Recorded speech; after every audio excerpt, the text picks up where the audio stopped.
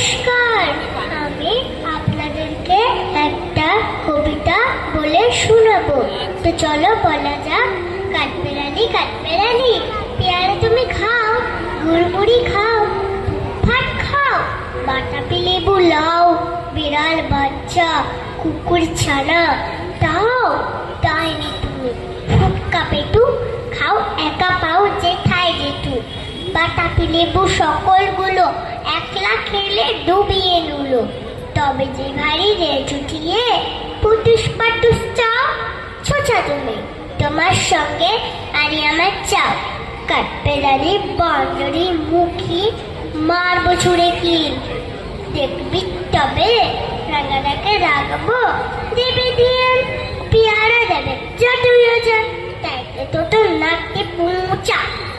মুচো খিদা পুষ পুষ,